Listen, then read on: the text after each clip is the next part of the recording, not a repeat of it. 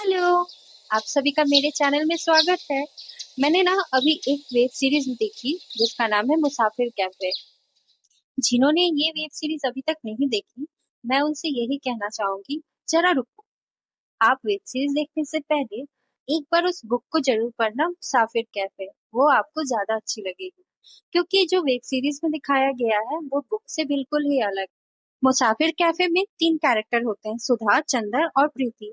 मुझे इन तीनों को देखने के बाद ऐसा लगा किसी की लाइफ की सुधा बन जाओ, लेकिन चंदर जैसे लड़के के लिए कभी प्रीति मत बनो, जो कभी आपके प्यार को समझे ही ना। आपके रहते हुए भी वो बस अपने एक्स के बारे में सोचे। मुझे ये बात बिल्कुल भी अच्छी नहीं लगी। इस स्टोरी में ऐसा क्यों दिखाया गया, जब चंदर शुरू से ही सुधा से प्यार करता था तो उसने प्रीति को वो जगह ही क्यों दिया? वो प्रीति को अपने लाइफ में आने ही क्यों दिया? वो जब शुरू से सुधा को इतना प्यार करता था, उसके बारे में ही सोचता था, तो वो प्रीति को कभी अपनी लाइफ में आने ही नहीं देता। और सबसे ज्यादा चुल तो सुधा को मची थी। उसके लाइफ में भी उसका एक बॉयफ्रेंड था जिसका नाम विनीत है। उसके बाद भी वो चंदर से मिलने के लिए आती है, ये कहती है चंदर से कि वो अब इंडिया छोड़ के सिंगापुर जा रही है।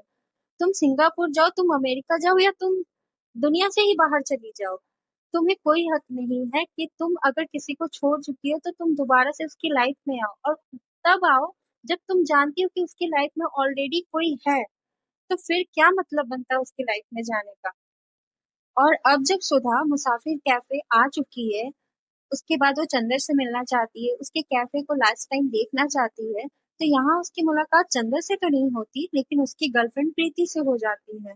और प्रीति से मिलने के बाद जब सुधा ये कहती है कि उसे अब जाना चाहिए, तो हमारी प्रीति, मतलब मैं क्या कहूँ, इतना बड़ा दिल आज के टाइम में किसी के पास नहीं होता। वो सुधा को ये कहती है कि जब तुम यहाँ आई हो तो रुक जाओ और कल तुम चंदर से मिलके चली जाना। और इधर प्रीति अपने रूम में जाती है, चंदर के ड्रेस को देखकर उसे पकड़कर रोने लगती है, उसे तकलीफ होता है। वो ये सोचती है कि आखिर क्यों ये सारी चीजें क्यों हो रही है, लेकिन वो सुधा को ये नहीं कहती है कि तुम यहाँ से चली जाओ। वो उसे उस चीज को फेस करती है। जब दूसरे दिन चंदर आता है, चंदर की नजर सुधा पे पड़ती है, वो उसे देखता है तो वो थोड़ा शॉक्ड हो जाता है। नॉर्मल सी बात है, अगर कोई इतने दिनों के बाद अपने एक्स को देखेगा इस तरीके से तो कोई भी थोड़े टाइम के लिए निशब्द हो ही जाएगा। उसके बाद वो प्रीति से बात करता, प्रीति चंदर को कहती है कोई बात, तुम सुधा से मिलकर आ जाओ। और यहाँ चंदर खुशी खुशी सुधा से मिलने के लिए चला भी जाता है, और जब वो सुधा को देखता है तो उसे बहुत अच्छा लगता है, वो बहुत खुश हो जाता है। उसके साथ पहाड़ों में घूमने जाता है, उसके साथ बैठ के कॉफी पीता है, हाथ पकड़ता है, फ्लर्ट करता है, उसे ये कहता है, जब सुधा उसे ये कहती है कि तुमने प्रीति के साथ अभी तक शादी क्यों नहीं की, तो वो कहता है कि उसने सुधा को अभी तक डिवोर्स ही नहीं दिया, इसीलिए उसने प्रीति के साथ शादी ही नहीं की। तो सुधा उससे पूछती है ऐसा कब हुआ, उन दोनों की शादी कब हुई? तो उसके साथ फ्लर्ट करने लगता है, रोमांस करने लगता है, और उसे वो गिनाता है कि कब कब उसके साथ उसकी शादी हुई थी। मुझे समझ में नहीं आता ये कैसा वेब सीरीज था, यहाँ पे क्या दिखाने की कोशिश की गई थी। मुझे तो ये वेब सीरीज बहुत ही घटिया लगा। लेकिन ऐसा भी सुनने में आया है कि इसका सेकंड पार्ट भी आने वाला है।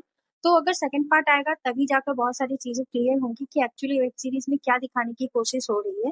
उसके अलावा जिन्होंने वेब सीरीज देख ली है, कोई बात नहीं, और जिन्होंने अभी तक नहीं देखी है, उनको मैं यही कहना चाहूंगी, आप इस सीरीज को देखने से पहले ना एक बार मुसाफिर कैफे बुक पढ़ लो, क्योंकि उसकी स्टोरी बहुत अच्छी है।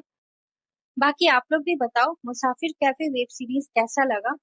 कमेंट जरूर करना, और मेरे वीडियो को लाइक एंड शेयर सब्सक्राइब जरूर करो, क्योंकि उसी से तो मुझे हिम्मत मिलती है और इसी से मैं आगे भी और वीडियो बना सकती हूँ। तब तक के लिए टाटा, बाय बाय। और आप लोग भी अच्छे से सो, अच्छे से जागो, अच्छे से अपना रूटीन फॉलो करो।